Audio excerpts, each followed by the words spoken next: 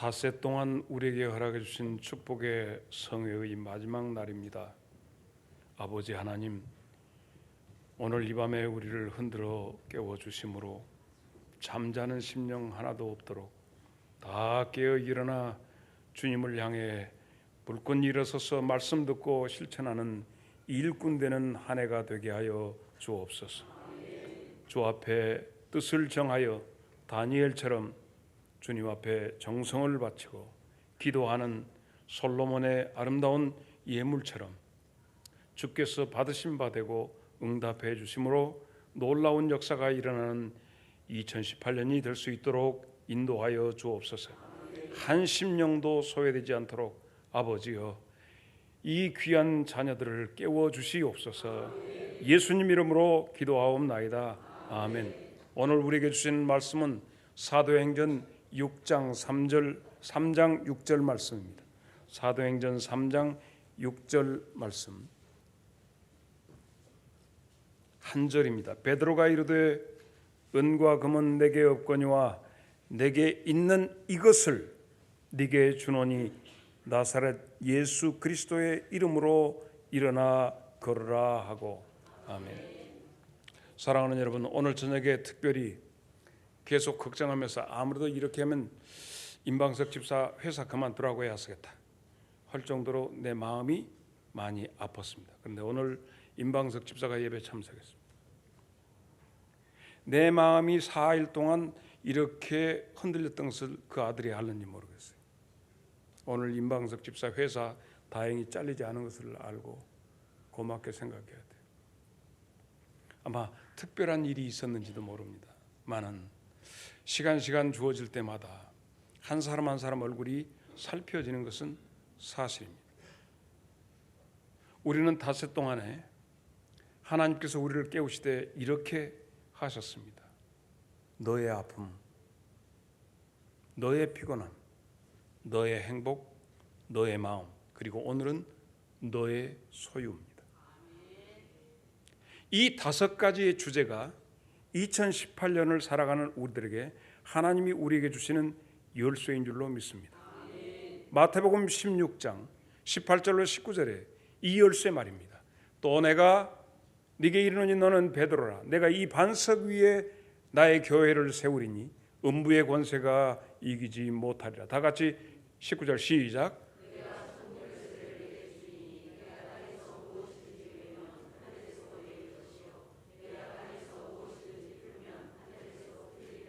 오늘 저녁의 말씀 속에서 여러분은 분명히 여러분의 정서를 느끼실 수 있을 겁니다.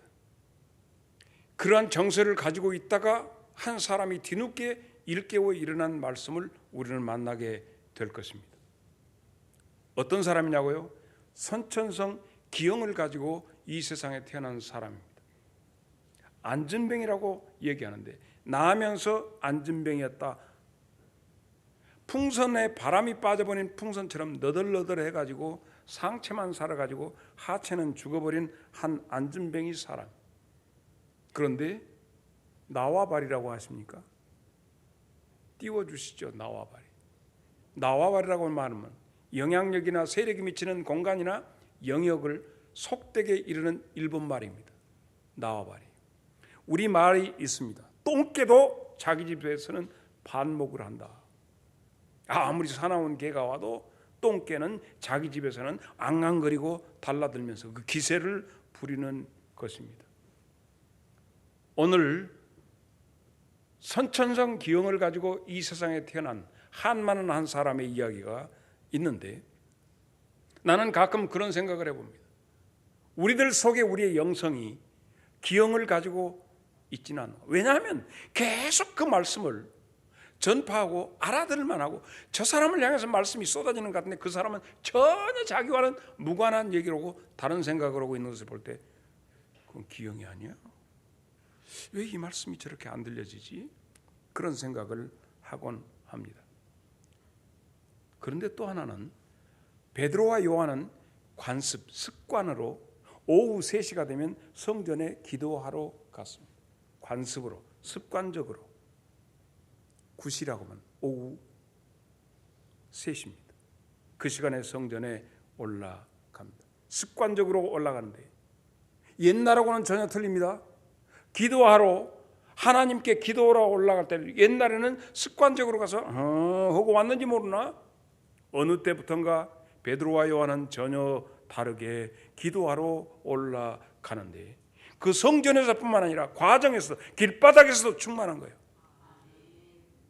그에게 성령 하나님이 역사하기 시작하니까 조그마한 돌멩이도 예사롭게 보이지 않고 직장에서 힘든 것도 더 이상 힘들지 않고 모든 것이 이 기쁨, 이 행복 감당하지 못할 정도로 그냥 할렐루야 했습니다.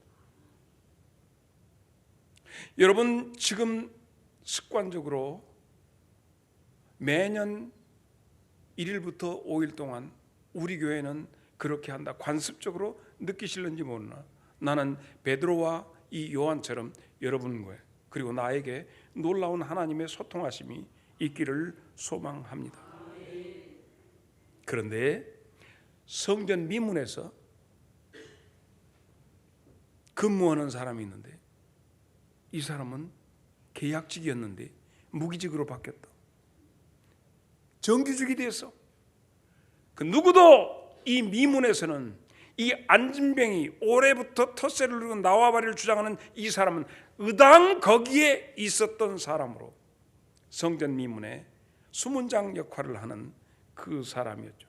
정말 수문장 노릇하는 게 아니라 이 사람에게 있어 그 자리는 천직의 자리였습니다.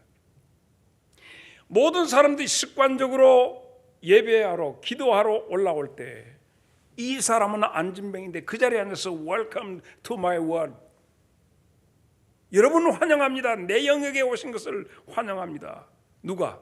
이 안진뱅이가 그랬단 말이죠. 착각이지. 많은 사람들이 지금 기도하러 가는데 저 만나러 왔다고 환영합니다. 이곳에 오신 것을 환영합니다. 많은 사람들에게 부담을 주는 환영 인사를 했겠죠. 그런데 기도하러 오는 사람들은 내 고객이다 생각하는 거예요. 하나님 만나러 오는데 저를 만나러 온 것으로 착각하는 그런 경우죠. 그런데 모든 사람들에게 부담스럽지 않을 수가 없습니다. 나는 하나님 앞에 내 문제를 가지고 기도하려고 하는데 척이 딱 서가지고 네가 하나님 앞에 기도하려면 나같이 불쌍한 사람을 그냥 지나칠 수는 없잖아. 응? 기도하는 사람이라면 하나님 앞에 예배하는 사람이라면 나를 어째 그냥 이렇게 불쌍한 사람을 그냥 지나갈 수 있어. 오는 사람들마다 부담을 느끼게 하는 그 자리에 딱 서서 내 고객이다. 그런데 이 사람 속에는 내가 가서 물어봤어요. 왜 그러냐고. 내가 이렇게 불쌍하게 태어난 것은 하나님도 일말의 책임이 있지 않느냐. 그러니 내가 이 자리를 지킬 수 있는 것 아니냐. 하나님 나를 위해 이렇게 하셨어요. 그리고 야 썽싸운 놈들 누구들은 그렇게 온전하냐. 나는 이렇게 불쌍하잖아. 누구 일말의 양심이 있다면 좀 도와줘야지. 얼마나 멋집니까? 여러분 이런 것들이 지금 조합되어서 오늘 본문 말씀을 이끌어 가고 있습니다. 그냥 지나가면 안 되지. 나를 보고 조금이라도 그래도 생각을 해줘야지. 하나님 보세요 나를. 그러면 이 안진뱅이에 있어서는 성전이 하나님 앞에 온전한 예배를 드리는 영적인 자세가 되었겠는가. 오늘날 많은 사람들이 예배당을 향해서 옵니다.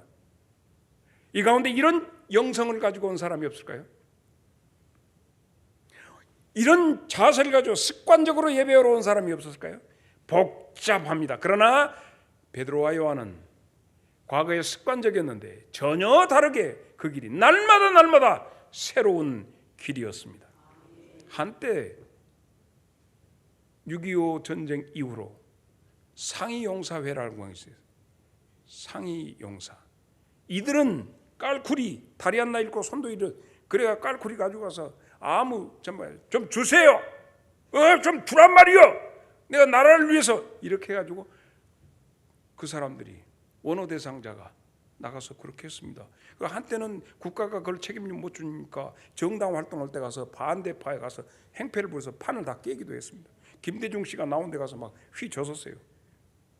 우원이 그래 나 우리 병신이다 하고 막 가서 해버리니까 다 판이 깨져버린 일을 돈 받고. 유명한 사람 가운데 하나가 그 상위용사회 회장을 한 사람이 이천석 하늘산 기도원 원장 목사 되었던 이런 분들이 주로 그렇게 했습니다. 거의 횡포에 가깝죠. 자기의 불행이 하나님 그리고 너희들도 일말의 책임이 있지.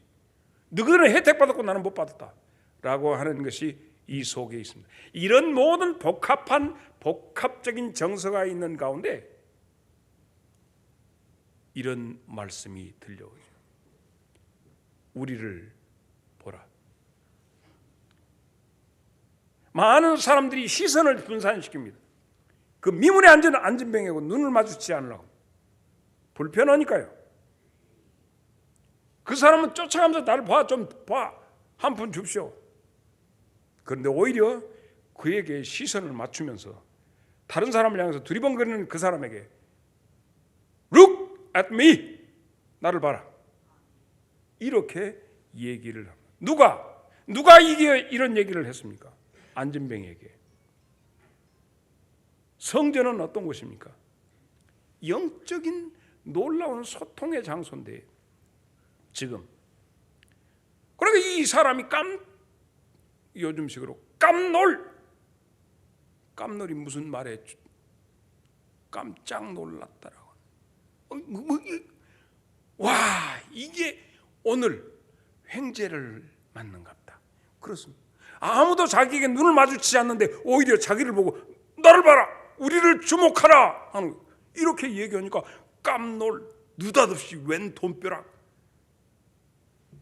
그런데 그의 눈빛을 보고 베드로가 얘기합니다. 돈은 없다. 예? 돈은 없다. 우리 있는 것 주마. 에? 온탕냉탕 왔다 갔다 지금 합니다. 흔들흔들.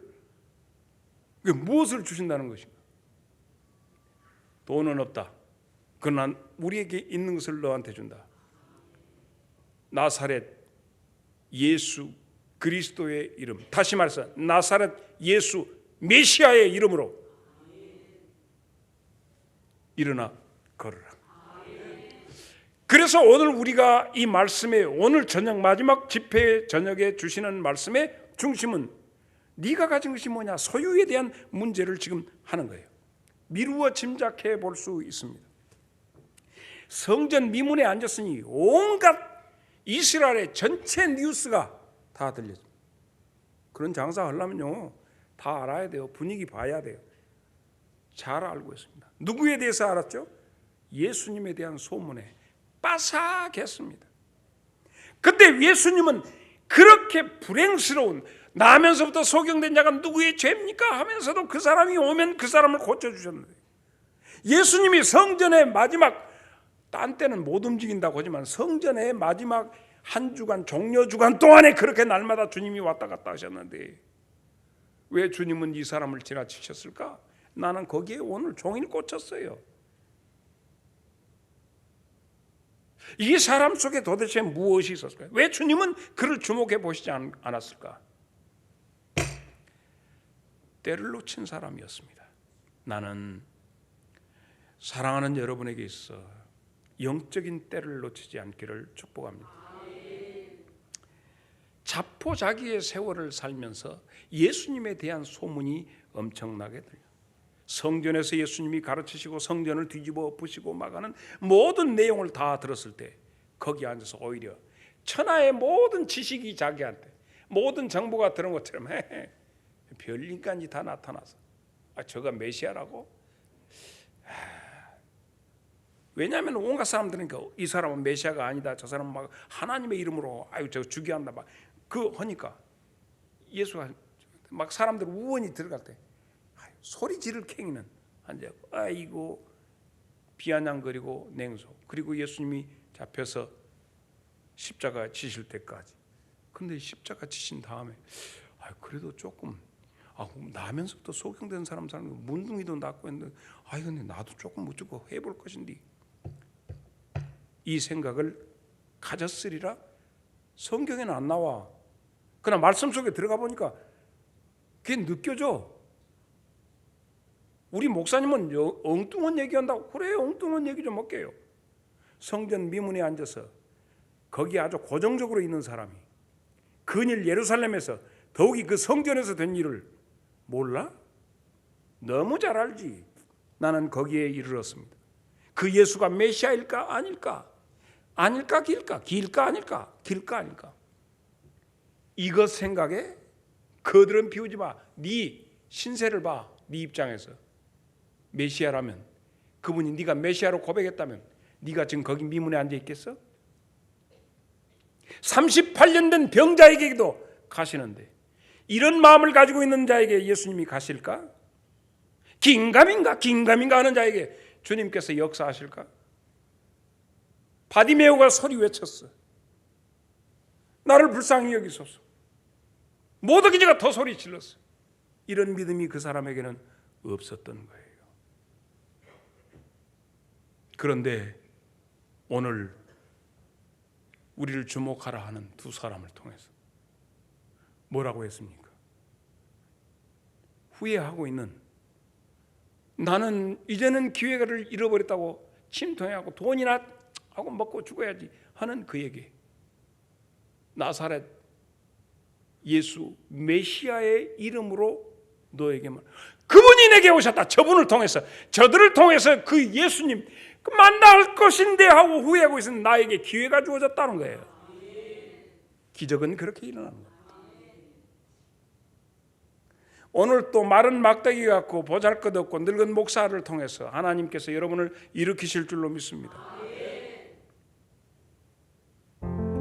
주님 찾아오셨네. 모시어 들이세 가시관을 쓰셨네. 모시어 들이세 우리 죄를 속하려 십자가를 지셨네. 받은 고난 크셔라. 모시어 들이세 우리를 보라. 너무 멋있어요. 나는 이 말씀 여기까지만 해도 결론이잖아요. 지금 다 보이죠, 여러분? 문제가 여러분의 정서가 어떠한 것인가 진단이 다 됐을 거예요. 우리를 보라. 우리는 증거판에 대해서 얘기를, 언약궤에 대해서, 언약궤가 지금 증거판이 어디가 있다고 했던가요? 임방석 집사는 모르고 나머지는 다 알아요. 임방석 집사는 컴퓨터로 지금 예배 모든 거 다 실황했으니까 5주에 대해서 다 듣고 리포트 써서 내. 깜빡해서 임동희 집사도 2번인가 빠졌어. 그러지? 나는 왜 이렇게 잘 알지? 한 사람 한 사람 볼 때 이씨가 사과박스 위에 올라서면 임씨라고? 여러분 사랑해요. 놓치지 말아야 돼. 근데 이 사람은 놓쳤어. 그런데 마지막 기회가 주어진 거예요. 오늘 저녁. 일어나 깨어 움직여라. 이것이 이번 집회의 중요한 테마입니다. 그래서 여러분에게 5개의 열쇠를 준 거예요. 아프냐? 피곤하냐? 행복하냐? 네 마음은 어쩌냐? 네 가지고 있는 것은 뭐냐? 오늘 저녁은 우리가 가지고 있는 것을 점검해 보는 거예요. 같은 시간을 살지만은 다른 세상을 살고 있어요. 너무 멋있어. 내가 생각해도 같은 시간 속에 다른 세상을 살고 있다니까. 나는 여러분에게 베드로와 요한이 살았던 그 세계로 여러분을 초청합니다. 언약 백성 되신 여러분, 약속 백성 되신 여러분, 이제 소유를 점검해 봅시다. 뭘 가지고 있습니까, 여러분? 내가 가지고 있는 거 한번 보자는 거야. 우리와 성정이 똑같은 베드로와 요한이 가지고 있던 거 우리도 가지고 있습니다. 베드로와요. 예수의 이름으로 나는 일어서리라. 주가 주신 능력으로 나는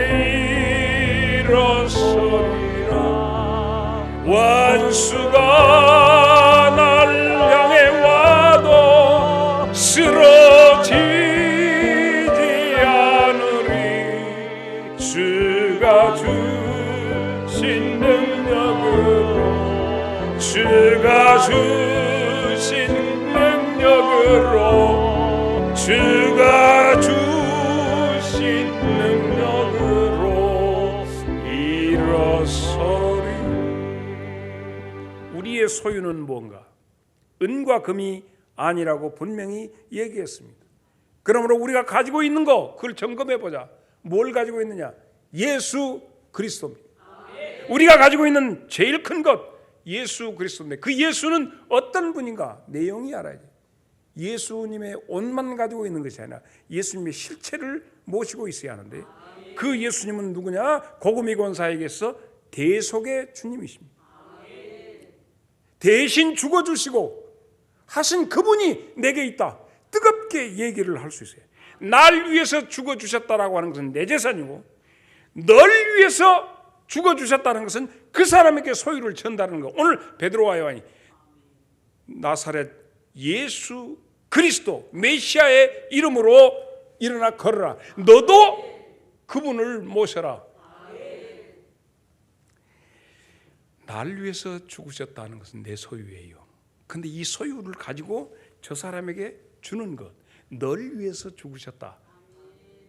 이것은 그에게 재산을 나누어 주는 것이죠. 주라, 그리하면 주실 것이요 후히 되어 누르고 흔들어 너에게 안겨주리라. 더 크게 영적인 이 모든 것은, 이 고백이 중요해요. 중요해요. 선진국과 후진국이 따로 있는 것처럼 이 안에 모든 사람들이 이렇게 여러분이 있지만은 선진 신앙이 있고 후진 신앙이 있어요. 안타깝기 짝이 없습니다.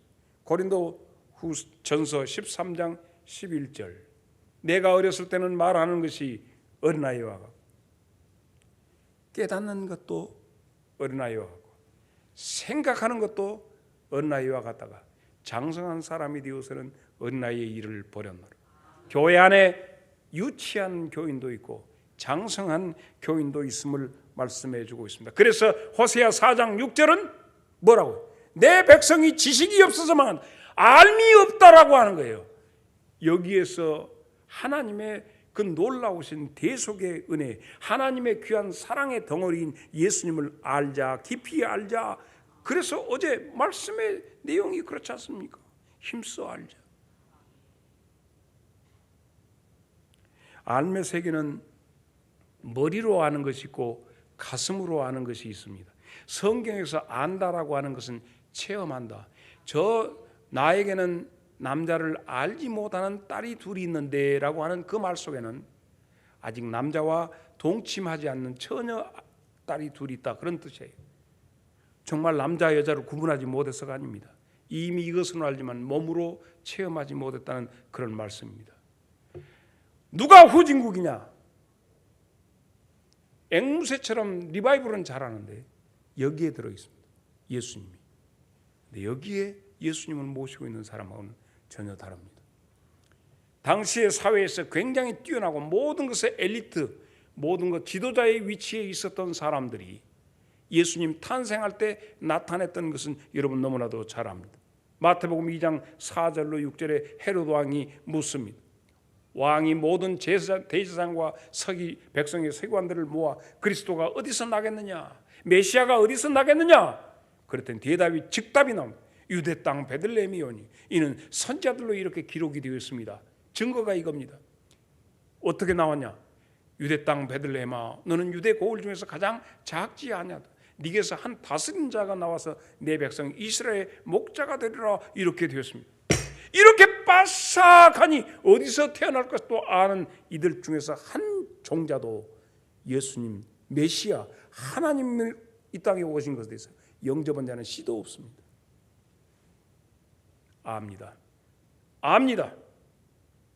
익히 알지만 몸이 따라가지 않습니다. 안진뱅입니다. 안진뱅이죠. 움직여지지 않습니다. 그런데 같은 시간에 누가복음 2장 11절에 천사가 들에서 양을 치는 목동들에게 메시지가 전달됩니다. 다윗의 동네에 너희를 위하여 구주가 나셨으니 곧 메시아다.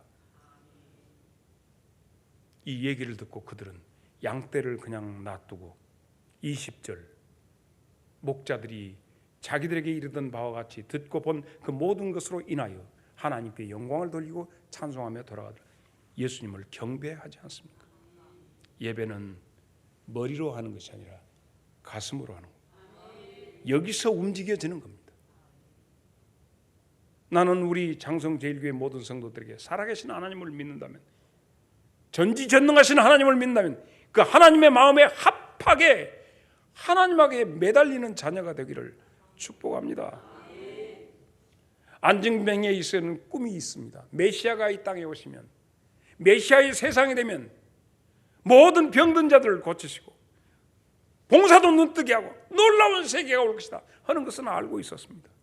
이 안진뱅이, 메시아의 시대가 온다면 나도 일어날 수 있겠지, 호련히 변화되어서 나도 살 수 있겠지, 사람답게 살 수 있겠지. 그런데 메시아가 정작 오셨는데 사람들의 얘기가 들려. 설왕설래, 긴가민가. 그래서 흔들거려. 그러다가 예수님이 십자가 돌아가실 때까지 알면, 그래서 결국 나는 열등생이고 후진국이고, 그래서 나는 그러면 그렇지 하나님도 나 같은 것을 멸시하시는구나. 그 고난 주간에 주님이 매일 왔다 갔다 하실 때도 소리 한번 못 지르고 한 푼 줍쇼 소리도 못하고 그냥 거기 서서 멀거니 서서 예수님을 구경꾼으로 봤어. 오늘 또 예배당에 와서 멀찍이 구경꾼으로 앉았다가 돌아가 버린다면 후에 막급일 수밖에 없습니다. 그런데 감사한 것은 하나님의 증거판을 가지고 있는 베드로와 요한, 하나님의 증거궤로 그 시대에 사용하는 베드로와 요한이 거기를 지나치고 있었다는 사실입니다. 성전 미문에 앉은 이 안진뱅에게 후에 막급하고 그때 배웠으면 좋았을 걸 하고 땅을 치고, 그러면서 그 반작용으로 돈 주라고 돈만 아는 그 이면석에 네 남편 데려오나 남편이 없습니다 하는 여자와 같이 그 반발해서 돈을 더 껄떡거리고 있는 그 모습 속에 울고 있는 영혼을 바라봤던 베드로와 요한이, 네가 껄떡거리고 있구나. 너는 메시아가 필요한데. 성전이 뭡니까? 여러분, 성전이 뭐예요? 신명기 12장 5절이죠. 오직 너희의 하나님 여호와께서 자기의 이름을 두시려고 너희 모든 지파 중에서 택하신 곳인 그 계실 곳으로 찾아가라. 하나님의 성전이 어디 있느냐? 오늘 우리가 찾아야 합니다. 고린도전서 3장 16절에 답이 있습니다. 시작.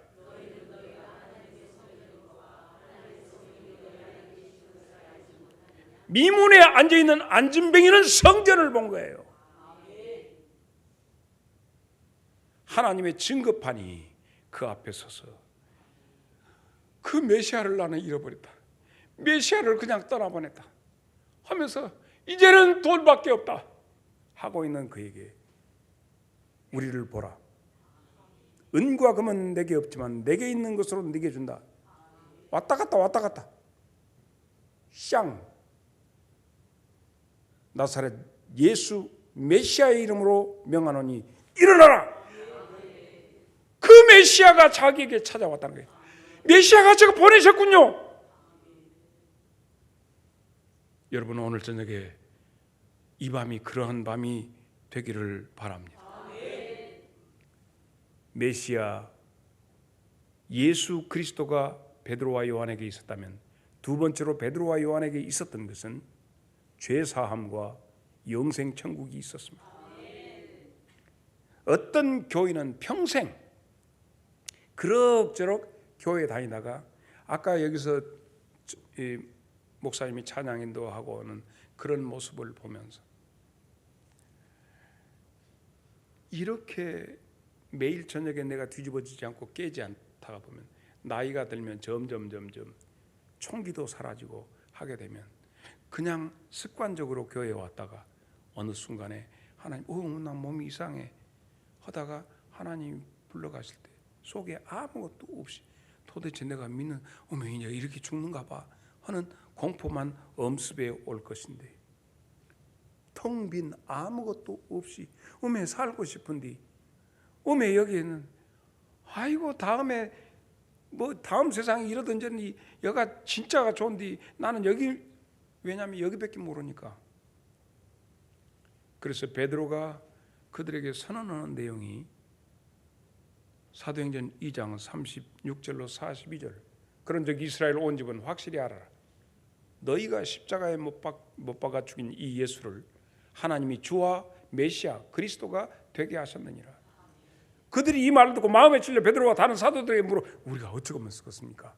베드로가 이르되 너희가 회개하여 각각 예수 메시아의 이름으로 세례를 받고 죄 사함을 받으라. 그러면 성령의 선물을 받으리니 이 약속은 너희와 너희 자녀와 모든 먼 데 사람 곧 주 우리 하나님이 얼마든지 부르신 자들에게 하신 것이라 하고, 또 여러 말로 확정하며 구원하여 이르되 너희가 이 패해간 세대에서 구원을 받으라 하니, 그 말을 받은 많은 사람들이 세례를 받으며 그날의 신도의 수가 3,000이나 더하더라. 다 같이 시작.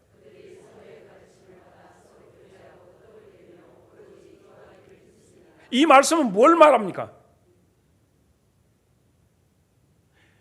베드로와 12사도 120문도가 지금 전부 하나님의 영에 받아서 말세 주시기로 한 그 영을 각자 받아서 이제 성령 시대를 열어가는데, 많은 사람들이 이게 뭔 일이냐? 이것은 너희들이 잡아 죽인 예수님이 메시아 되심을, 그분을 통해서 오신 성령의 놀라우신 역사다.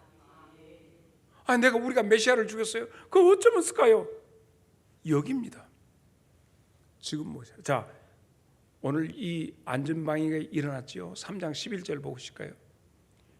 안전뱅이로 있다가 일어나서 뛰기도 하고 걷기도 하고 막 하나님을 찬양했던 그 사람이 베드로와 요한을 성전에서 만났어요. 그러니까 어떻게 했어요? 붙잡았다고 그랬어요. 왜 붙잡았을까요?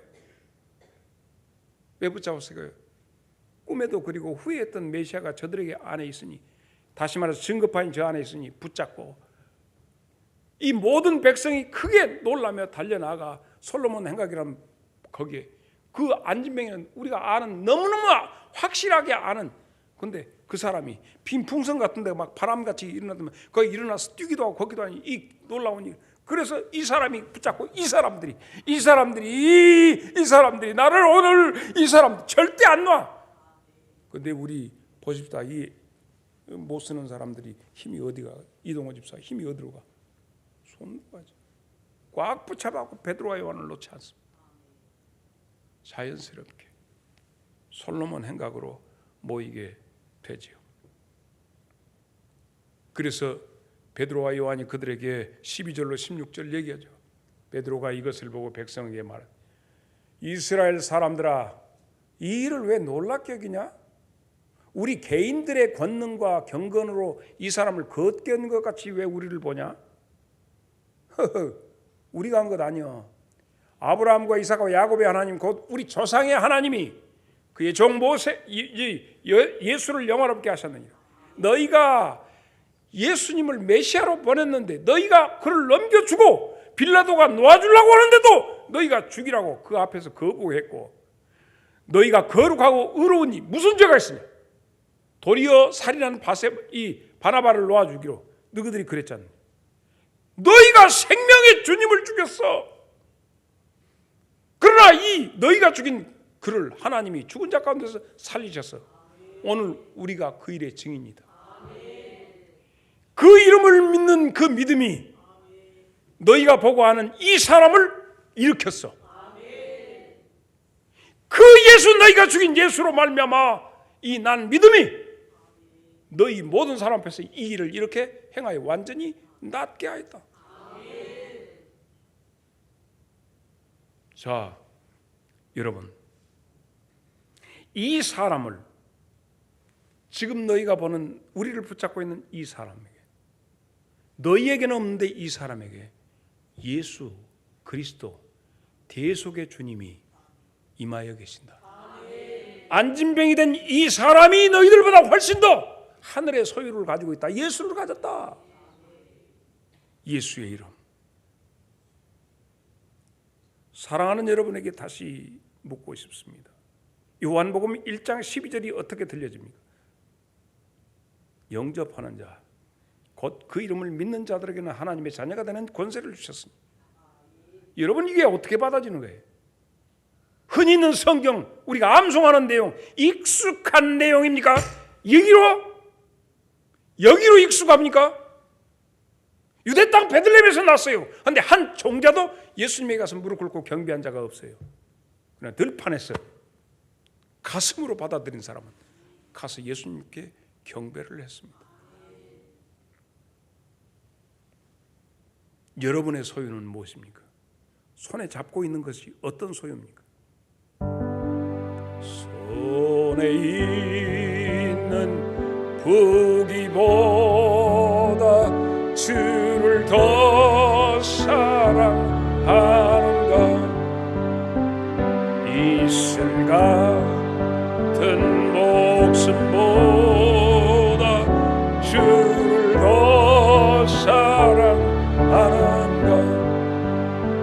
사랑의 미 잃어가면 주님 만날 수 없어. 헛된 영화 바라보면 사랑할 수도 없어. 몸을 이 세상 헛된 것들 뿐이니 주를 사랑하는 마음 금보다 더 귀하다. 우리 속에 아픈 마음, 피곤한 마음, 불행한 마음, 그리고 병든 마음, 이거 예수님이 오시면 다 치유될 줄로 믿습니다. 사랑하는 장성제일교회 성도 여러분, 일어나 깨어 움직이세요. 예수의 이름으로, 다시 음으로 한번 쳐봐. 회장. 예수의 이름으로 나는 일어서리라. 주가 주신 능력으로 나는 일어서리라. 원수가 날 향해 와도 쓰러지지 않으리. 주가 주신 능력으로, 주가 주신 능력으로, 주가 주신 능력으로 일어서리. 베드로와 요한이 가지고 있는 재산 세 번째는 성령님입니다. 그리고 우리가 소유해야 할 재산, 성령님이시죠. 성령님은 나의 소유. 우리 인생은 세 가지 이유 있습니다. 고독입니다. 고독할 수밖에 없습니다. 인생 그 길 자체가 고독입니다. 우리의 인생의 삶 그 자체가 고독할 수밖에 없습니다. 왜냐하면 홀로 걸어갈 수밖에 없기 때문에 그렇습니다. 그래서 그 걸음은 결국은 절망으로 갈 수밖에 없습니다. 그래서 성령님이 고독하기 때문에, 그래서 성령님이 오셔서 뭘 합니까? 내가 너와 동행하리라.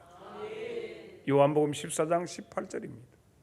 내가 너희를 고아와 같이 버려두지 아니하고 너희에게로 오리라. 귀한 말씀입니다. 결코 내가 너를 버려두지 않겠다. 그래서 16절 내용을 보면 내가 아버지께 구하겠으니 그가 또 다른 보혜사를 너에게 주사 영원토록 너와 함께 있게 하리라. 지금은 여러분 누구와 동행하십니까? 아무리 금슬이 좋아도 결국 혼자예요. 근데 성령님, 우리의 인생을 너무나도 잘 아시는 주님께서 보혜사를 보내마. 보혜사 성령님을 우리에게 보내신다 하는 얘기입니다. 이렇게 될 때 성령님이 오셔서 하시는 세 번째는, 자, 첫째 고독하다, 두 번째는 동행한다, 세 번째는 능력으로. 능력으로. 빌립보서 4장 13절, 내게 능력 주시는 자 되시는 성령께서 내가 모든 것을 할 수. 그런 목사님 되었습니다. 모든 거 할 수 있으니까 왜 사업에 아주 성공해 불고. 지금 여기서 말하면 무엇을 하신다는 건가?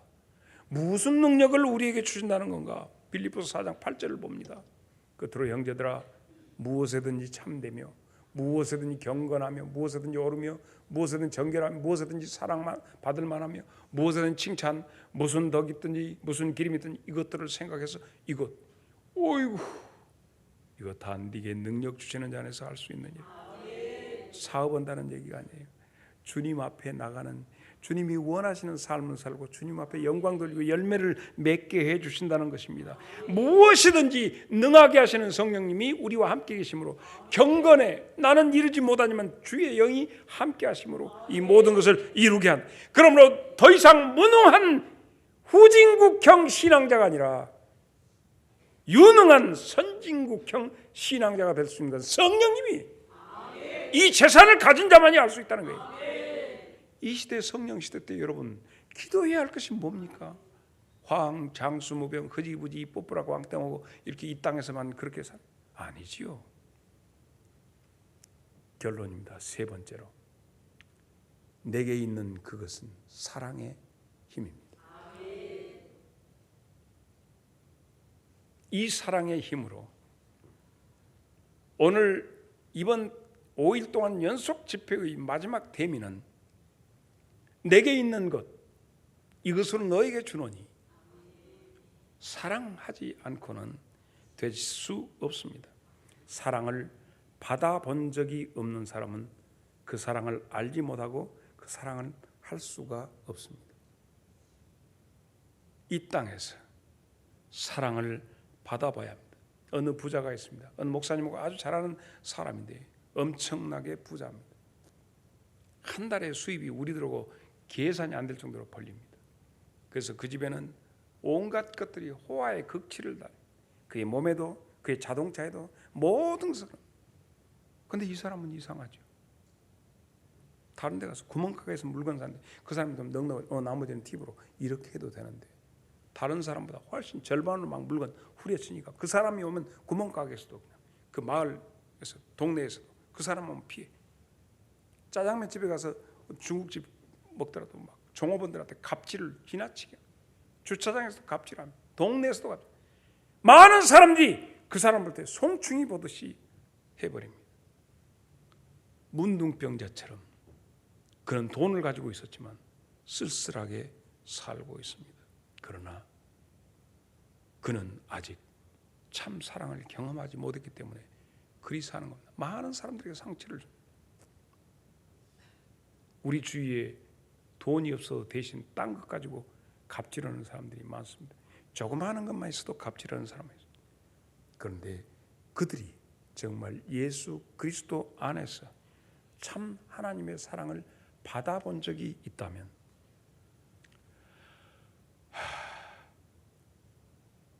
이것은 나와 여러분이 그 사랑을 경험했다면 우리의 삶이 완전히 바꾸어질 수밖에 없습니다.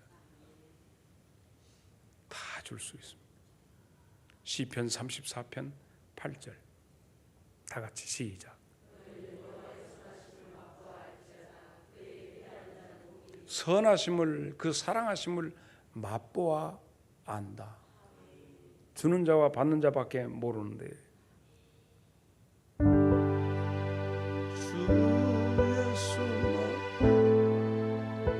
사랑을 어찌다 말하랴. 수도 여기 이 내용을 하려고 하다가 이 음을 못 잡았습니다.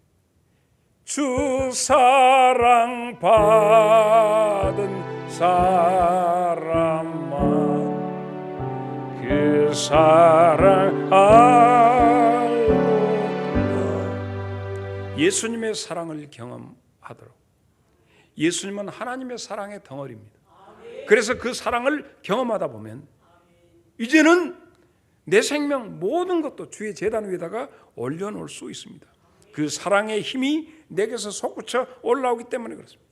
오늘 베드로와 요한이 안진뱅이를 잡아 일으키는 힘이 이 사랑의 힘입니다. 무엇이 이뻐서? 사랑의 힘이. 어쩌면 내가 나 같은 것 주를 모른다고 3번씩이나 부인은 주님 찾아오셨는데 사랑의 힘입니다. 여러분, 이제는 여러분이 기적을 일으킬 차례가 되었습니다. 성전 미문의 사건은 우리들 같이 우리 소유가 있는 사람들에게는 더 이상 기적이 아닙니다. 사건을 일으켜야 합니다.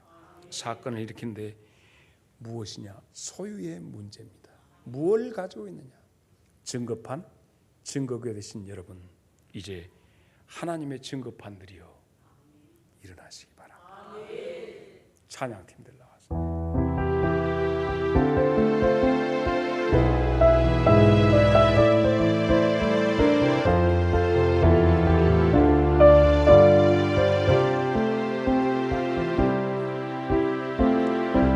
허무한 시절 지날 때 기쁜 한숨 내쉴 때 그런 풍경 보시며 같이 가는 우리네 그와 같이 너희를 버려두지 않으리 내가 너희와 영원히 함께하리라 성령이 오셨네 성령이 오셨네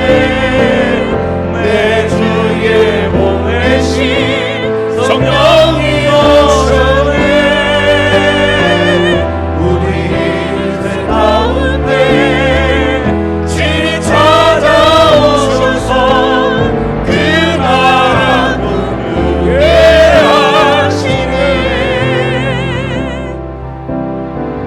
억눌린 자가 진짜 자유함이 없는 자 피난처가 외치는 성령님 계시네 아멘 주의 영이 계신 곳에 참 자유가 있다네 진리의 영이지 성령이 오셨네 성령이 오셨네 성령이 오셨네 성령이 오셨네 내 주에 보내신 성령이 오셨네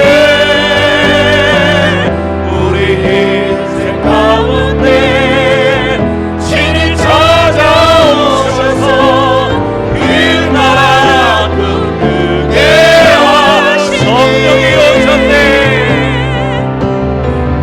성령 오늘 이 시간에 이웃 가운데 운행하시는 이 성령님 내 안에서 역사하시는 성령님 이 시간에 우리 가운데 오시옵소서 우리 인생 가운데 친히 찾아오셔서 그 나라 우리 다시 한번 성령이 오셨네 성령